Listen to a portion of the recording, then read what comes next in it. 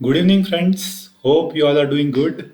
I know this is lockdown is going on and the virus its peak is rising in the Hyderabad and in southern India almost. So I hope you guys are taking all the care. So be safe. Take care of everyone, including your family member. And I will say, yes, it's a testing time for everyone. So it is very difficult to remain focused on your studies, but try different techniques like meditation, exercise, and talk to your friends, talk to your family members, talk to teachers, and to relax yourself, to relieve yourself, and try to study more and more in this lockdown period. So, friends, today we are going to see the next chapter of ninth standard uh, NCRT, that is the second chapter. It is about physical features of India. So, this is little detailed chapter compared to previous physical features chapter, and there will be one more chapter in 11th standard NCERT which will go in much detail about physical features of India. Okay, so friends, physical features means what? Physical features means external appearance. When we call a physical feature of a person, then what do we see? So he is a person. We see what is his height. Okay. So how are his hands? How are his feet? What is the color of the skin? What is the color of his eyes? How long his hairs are? Okay. So so all these things we see in the physical features. So similarly, India has a physical feature. So definitely it does not have hands and legs and eyes, but definitely it has various physical features. It has an external appearance. So today we are going to see how the external appearance of India is made. What are its various divisions? What are its various parts? Okay, and what are, or in a one way, what are the organs? What we can see externally. So, when we are talking about physical features, there are six important physical features of the India. So, first one is northern mountains or Himalayan mountains, then northern plains, third peninsular plateau. Okay, then you have a Indian desert, then you have a coastal plain, and then you have islands.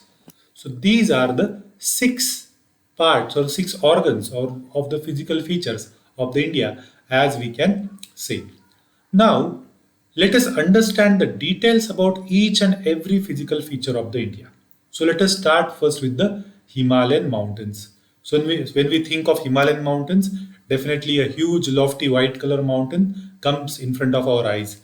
Many of you have visited these Himalayan mountains. So let us understand about the Himalayan mountains in brief.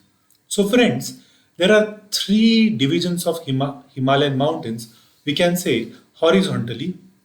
Okay, these horizontal divisions. First one is most, the longest one, the most continuous. Second one is less continuous, less long. Third one is shortest, and its most discontinuous range. Okay, so Himalayan mountain, geologically it is a fold mountain. We have seen the difference between fold mountain and fault mountain. So Himalayan mountain is a fold mountain. It is made up of sedimentary rocks. Okay, it goes from west to east direction. So Himalayas are in different direction in the different stretches of the India. So in northeast India, it is somewhere, sometimes it is east to west direction. If you go to the Kashmir, it is west to east direction. If you go to the Arunachal Pradesh, it is southwest to northeast direction. So direction changes, but here it is mentioned that it is west to east direction. So overall direction of the Himalaya is west to east. So we can say it starts from the Indus River over here to the Brahmaputra River in the Arunachal Pradesh. So it runs between Indus and Brahmaputra river. So the total length of the Himalaya is almost 2400 kilometers. Width wise, if you see, the width is more in the western side of the Himalaya, in the Kashmir Himalaya, and it is less in the Arunachal Himalayas. Getting it? But if you see the height or steepness, height is more in the Arunachal Himalaya or northeastern Himalaya and less in the Kashmir Himalayas. Getting it? But width wise, it is more in the Kashmir Himalaya. So altitude wise, variations is definitely there. So as we have seen, altitudinally, it is more in the northeast and less in the western Himalayas. Okay. Now, as I told you, there are three parallel ranges of the Himalaya. Okay. So first one, the longest one here in the graph, you can see this one is called as a Himadri or Himachal Himalaya. Getting it? Greater Himalaya, sorry, it is called as a Greater Himalaya or Himadri. Okay. So this is the most continuous range. It is unbroken range. It is first range which has been formed. It is greatest in the height. So many high mountains like you have K2 is there, then Kanchenjunga is there, then you have Mount Everest is there. All the lofty mountains, or all the lofty peaks you will find in the Greater Himalayas or Himadri. So average elevation of this is 6,000 meters or 6 kilometers. So it's a huge or very high mountain. So this mountain is made up of sedimentary rocks. So core of this mountain is made up of granite. Okay, so it is made up of sedimentary rock. Somewhere it is made up of metamorphic rock, and very few part is made up of basaltic rock or igneous rock as well. Now let us understand the second part of the second range of the Himalaya, that is Himachal Himalaya or Lesser Himalaya. So you can see this Pir Panjal, Dhauladhar, Nagatibba, Masuri. These are the Himachal Himalayas or Lesser Himalayas. So this is a second range. So this altitude is lesser than the Greater Himalaya. So it's almost 4,500 meters maximum and 3,700 meters minimum height. So average width is 50 kilometers. So width is decreasing as we are going to the northeastern region. So as we know, there are three important ranges. Pir Panjal, which is the longest range. So Pir Panjal is the longest range. After that you have the Dhauladhar, then you have a Nagatibba, then you have a Masuri. Masuri, our UPSC training center, okay, is in the Masuri. You'll have to go there after you get selected into the UPSC exam. So this is in the lesser Himalayas. Okay. So it also has a valley of Kashmir, Kangra Valley, where Kangra Valley, you know, the good amount of good quality tea is grown. Most of the green tea that you drink is from the Darjeeling or Kangra Valley. Okay, and Kullu Valley as well. So these important valleys are there in the lesser Himalaya. So various hill stations are there, like you have McLeodganj, you have Nainital, you have Masuri. So these are the various hill stations which are there in the lesser Himalayas. Okay. Now next to that is the Shivalik hills. Shivaliks are actually made up of more sedimentary rocks. It is more sedimentary than the rest of the Himalayas or greater or lesser Himalaya. It is a third range. It is the smallest range. It width-wise as well as length-wise. So the Shivalik width is very small, 10 to 50 kilometers, and altitude is again lesser than the lesser Himalayas. Up till 1,100 meters is its height. Okay. So what happened, friends? When these two Himalayas were formed, this is the first Himalaya, this is the second Himalaya. All the rivers, they came with their depositions and they dropped their sediments on the foothills of the lesser Himalayas. These foothills of the lesser Himalayas, they got uplifted and Shivaliks were formed. So Shivaliks are made up of highly unconsolidated materials. So it is very fragile mountain. It is very muddy mountain. Okay. So here Shivalik, and between Shivalik and lesser Himalayas you have longitudinal valleys. Okay. These longitudinal valleys are known as the dunes. Okay. So they are between lesser Himalayas and Shivalik. So Dehra Dune, Patli Dune, Kalkaji Dune, Jammu Dune, Pathankot Dune. So many dunes are there in the between lesser Himalayas and Shivalik. So friends, this is about these three Himalayas. Now let us understand these were the horizontal divisions of Himalayas. Now let us understand the longitudinal divisions or vertical divisions of Himalaya. Longitudinally, Himalayas have been divided according to the rivers through which they are flowing. So from Indus to Satluj, the Himalaya which is passing, we are calling it as a Punjab Himalaya or Kashmir Himalaya. Getting it? Satluj to Kali, we are calling it as a Kumaon Himalaya. Getting it? Okay, so longitude wise, these divisions of Himalaya have been demarcated according to the river. So between Satluj to Indus, it is a Punjab Himalaya or Kashmir Himalaya. Then Satluj to Kali, you have a Kumaon Himalaya. Kali to Tista, you have a Nepal Himalaya. We are not going to study the Nepal Himalaya, no, not in our syllabus. And then after that, Tista to Brahmaputra, you have a Assam Himalayas. Getting it? Brahmaputra, one of the tributary of Brahmaputra called as a Dihang. So Tista to Dihang, we have a Assam Himalayas. So friends, these are the longitudinal divisions of Himalaya. Then after longitudinal divisions of Himalaya, Himalayas take U-turn from over here like this. Okay, there is a Dihang Gorge or Namcha Barwa Gorge. Okay, so there Himalayas are taking a U-turn over here from Arunachal Pradesh. So they are known as Purvanchals. So Purvanchal, okay, so they are one of the very important Himalayas.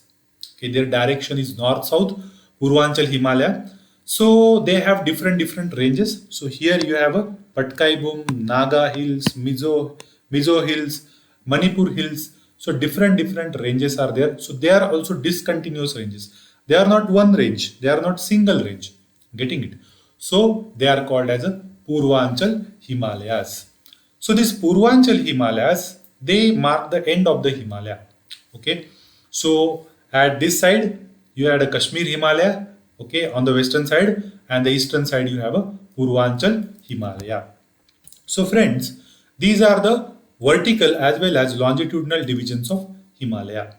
Now, after Himalaya, second physical feature of the physiography of India is the Indian plains. So you guys know that huge amount of rivers originated from the Himalaya. They were very big rivers since the ancient time, and they brought huge sediments deposited into the foothills of the foothills of the Himalayas, and the huge sediments formed a plain. We are calling it as a northern plain. So what are these northern plains? These green color plains you can see, which have been formed since ancient times. They are called as a northern plain. So here they are also called as a Ganga Brahmaputra Sindhu plain. So they are also partly in the they are also in the Pakistan. Getting it? Some part of them is in the Pakistan. Okay. So they are formed because of the three rivers Sindhu or Indus, Ganga, and Brahmaputra. So they are also as long as Himalayas because they have formed at the foothills of Himalayas. So almost 2,400 kilometers long and huge. The width is huge up to 320 kilometers. Huge width is there. Okay. So these rivers, so these plains are very fertile. They are made up of alluvial soil. Okay. So alluvial soil is a highly fertile soil. Anything can be grown in this alluvial soil, and these rivers have very high speed in the at the start of the plain. So as they come from Himalaya to here, they have very high speed, but as they go downward, the speed reduces. Getting it? That's why here islands have been formed. Getting it? Islands have been formed. Some few islands are very famous, like Gangasagar Islands in the Ganga River and Majuli Island in the Brahmaputra River. So Majuli is the world's biggest living riverine island. Getting it? So it's one of the biggest living riverine island in the world. Majuli have been designated as a district in the Assam. Okay. So these plains, it has a three important parts. Getting it? So it has a divided into three parts. So as these rivers are coming down, because of their sediments, okay, they are disturbing their own course and they are getting divided into small streams. They are known as distributaries. So these things we are going to learn into the when I'll come to the Hyderabad, we are going to see that in the various landform chapters. So as I told you, these plains can be divided into three sections. First is the Punjab plains. So they are the Punjab plains. They are into the Pakistan as well as in the Punjab. Getting it? So most of the part of this plain is in the Pakistan. So this plain is a highly fertile region of one of the most fertile region of the world. Okay.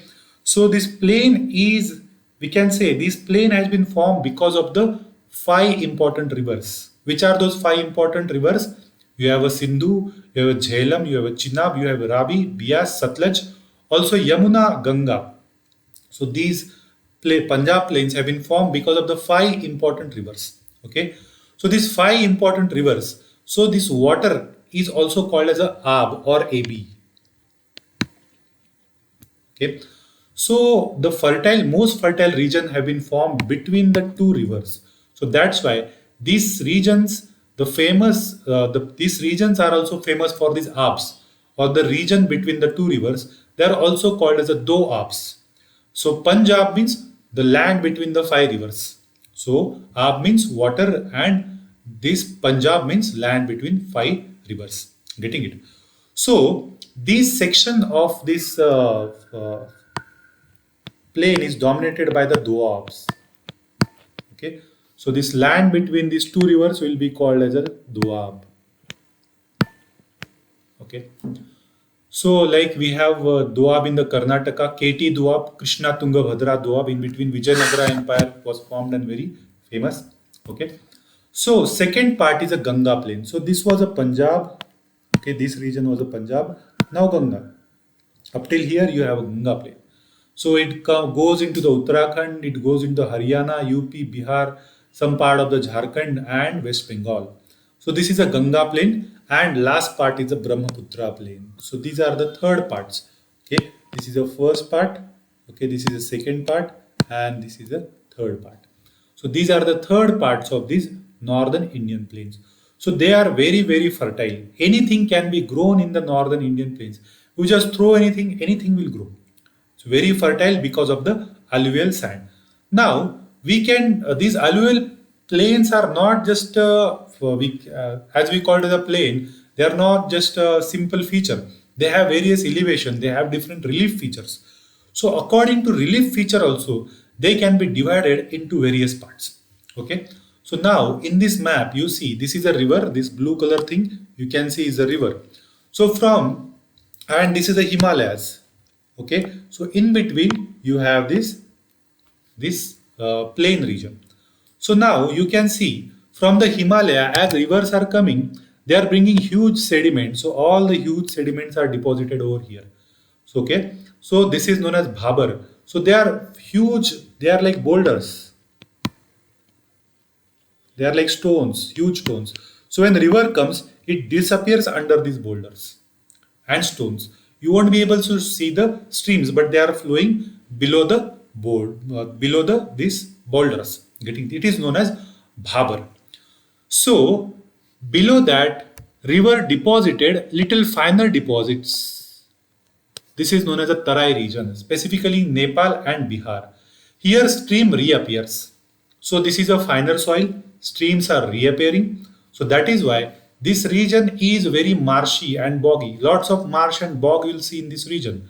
So this region you'll have a good grasslands, well-developed forest is also there in the Nepal and Bihar and UP region. In UP you have this Dudhwa National Park in the Tarai region. So huge amount of wildlife you will see in the Tarai region. Getting it? So this is the second part of the plain, that is a Tarai. So first one was a Bhabar, second is a Tarai. Now third region is known as a Bhangar. This is the oldest, finest alluvium deposits. Okay, so this is the oldest deposits. The maximum portion of this plain is occupied by the Bhangar.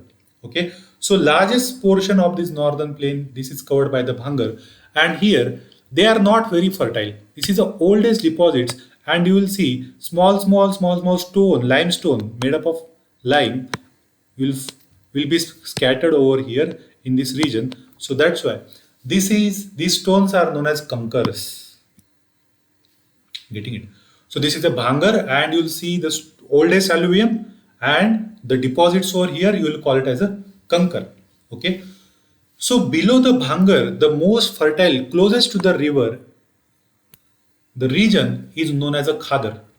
So most fertile region of the plain known as a Khadar. So this alluvium is a new and younger type of alluvium. Because every year river will flood, so this alluvium soil will renew itself. So most fertile soil is a closest to the river bank called as a Khadar, and it is very suitable for the intensive cultivation of the agriculture. So friends, I hope you are understanding these different parts of the plains, and physical features. They are very, very important from UPSC point of view. Okay. So now, after you understand this divisions of plains into various parts, Bhabar, Tarai, then Khadar, Bhabar, Tarai, Bhangar, and Khadar. Now let us understand the next division, that is Peninsular Plateau. Third division after Indian plain is a peninsular plateau. Peninsular plateau is a triangular thing. You can see this is a triangular thing. Okay, so this is a triangular thing called as a like a samosa. You are calling it as a peninsular plateau. So all the three sides are occupied by the water. So we call it as a peninsula. So peninsula is the oldest feature of the Indian subcontinent or Indian physiographical features. It is the oldest. It was a part of a supercontinent called as a Gondwana land that we are going to see later. Okay.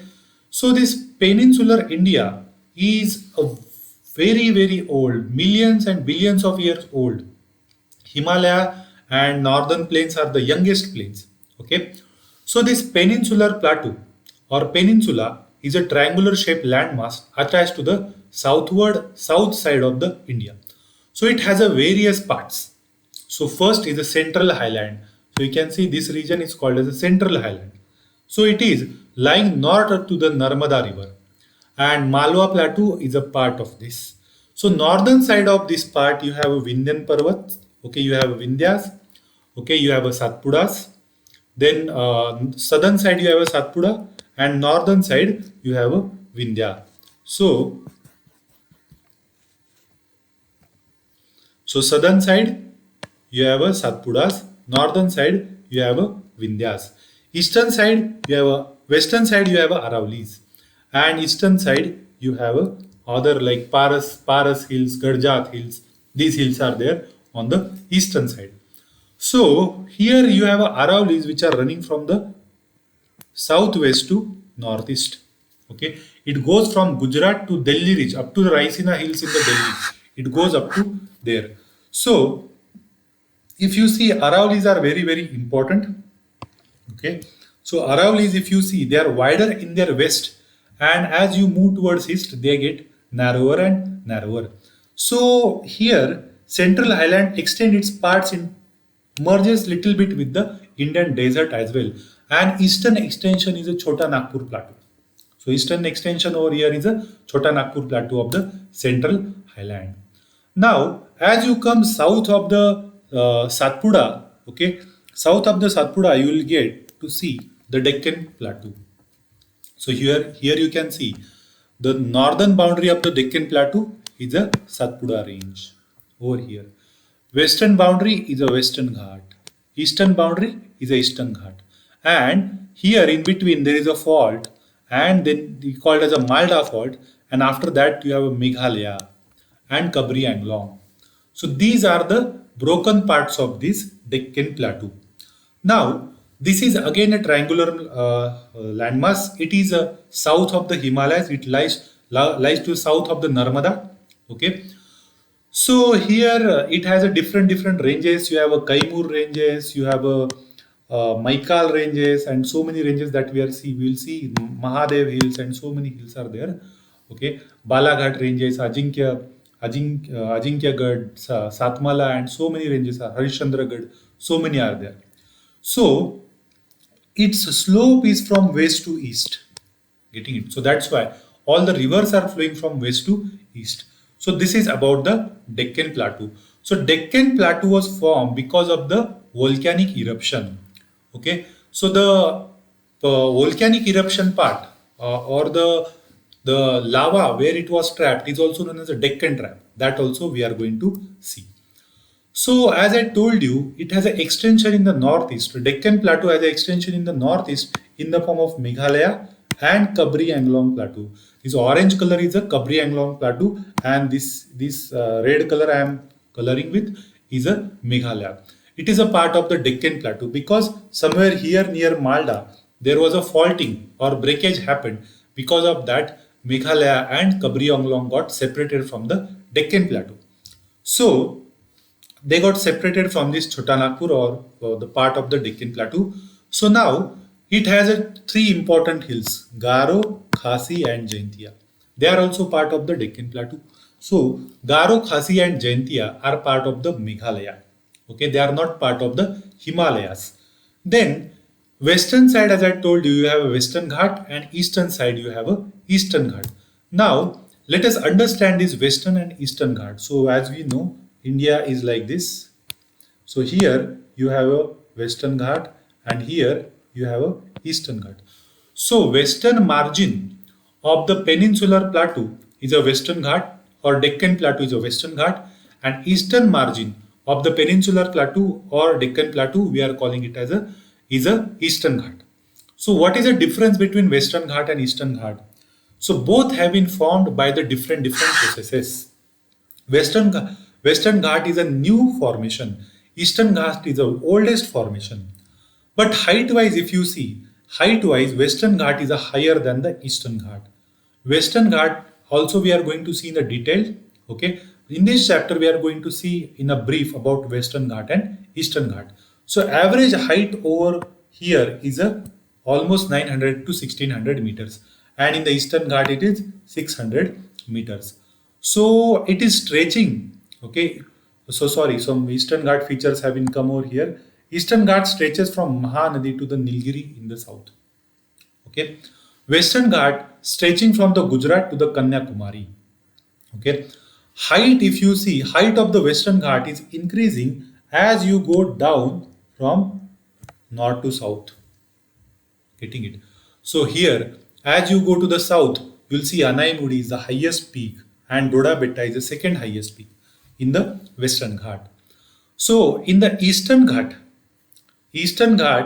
they are discontinuous.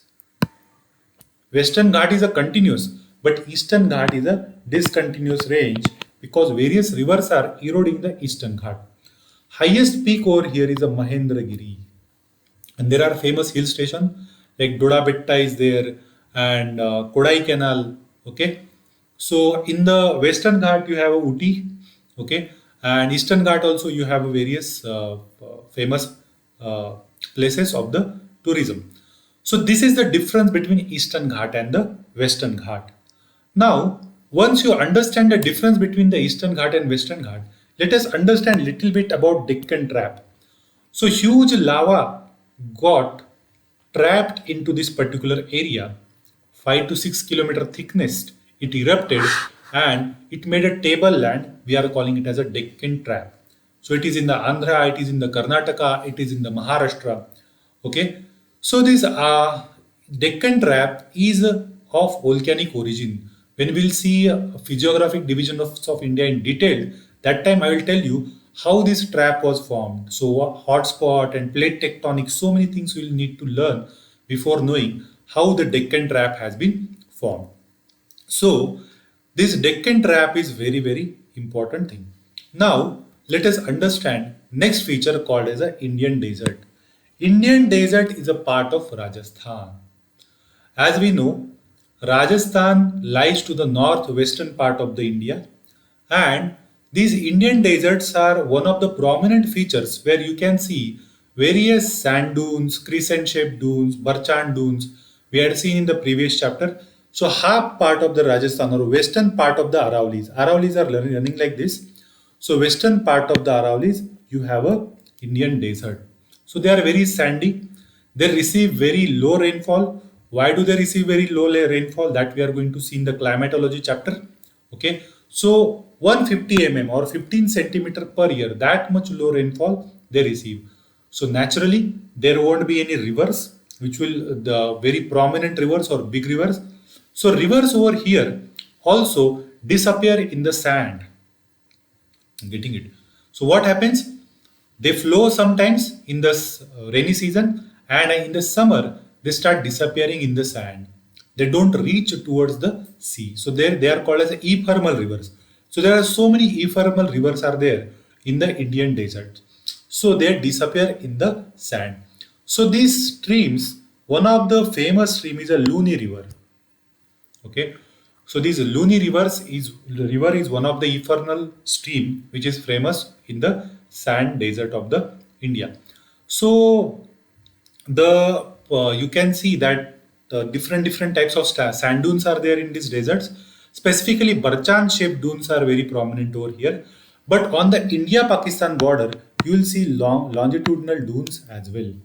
Okay, so this Indian desert is in the news recently. The Hauba, this bustard, the Great Indian bustard, the artificial breeding of the Great Indian bustard has started in the Indian desert, and they have found first 10 or 10, 20 eggs of these bustards. So they will be reared and they will be uh, uh, relieved in the nature after few years. So it is going to take some 30 to 35 years for this Great Indian bustard population to come back.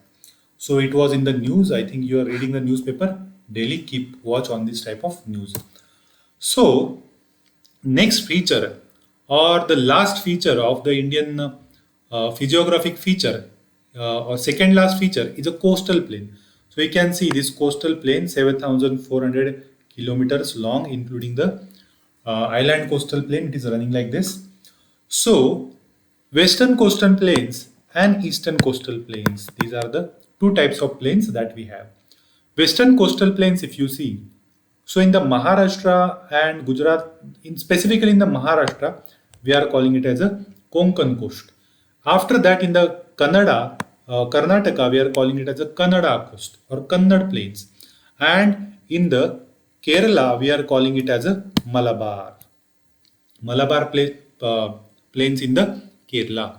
So their width goes increasing as you go from north to south. Width will increase as you are going from north to south. Now, eastern plains, they are northern side in the West Bengal, they are called as a northern Sirkar. And in the Andhra and Tamil Nadu, they are called as a Coromandel coast. Okay, so these are the two different terminologies given in the different part of the India, different parts of this plain, and huge rivers are flowing over here. You have a Mahanadi, you have a Krishna, you have a Godavari, you have a Kaveri. Huge rivers are flowing through the eastern plains, not in the western plains. So one of the important lake over here is a Chilka Lake. Chilka Lake is the biggest salt water lake of the India. Getting it? So biggest water lake in the India, largest is the Chilka Lake. It is in the Odisha. So there are so many characters we are going to see. Slowly we will move forward to these characters. Okay. So these are the plains of the coastal plains of the India. Now the last feature of the Indian physiography is the islands. So on the eastern and western side of the India, we have islands. Western side, we have a Lakshadweep Islands, and eastern side, we have a Andaman Nicobar Islands. So these Lakshadweep Islands are of coral origins. Corals, what are the corals? So we will see this. So they are of coral origins. So Lakshadweeps means 1 lakh. So all lakhs of islands are there. They are called as a Lakshadweep Island. So coral, because of the coral formation, they have been originated. And on the eastern side, we have a Andaman Nicobar Island. Andaman Nicobar are the extensions of the Patkai mountains in the sea. So they are nothing but at the top parts of the mountain as it is believed. So these are the Andaman Nicobar Islands. So we can call them as well as submarine mountains. Okay, so these are the Andaman Nicobar Islands, and strategically they are very important. Now they are also in the news as China-India confrontation happened in the Galwan Valley and in the Ladakh. So Indian Army is trying to deploy more uh, troops on the Andaman Nicobar Island because they are one of the strategic choke points. If tomorrow war happens with the China, they will be strategic choke point for the Malacca Strait. Okay, so they are very important from the perspective of the Indian defense. So friends, these are very important features of the Indian physiology. So I hope you have understood these Indian physiological features. Last part of this, as I have told you about corals, let us talk something a little bit about corals. Corals are a type of living organisms. We call them as a coral polyps. So their body is made up of calcium.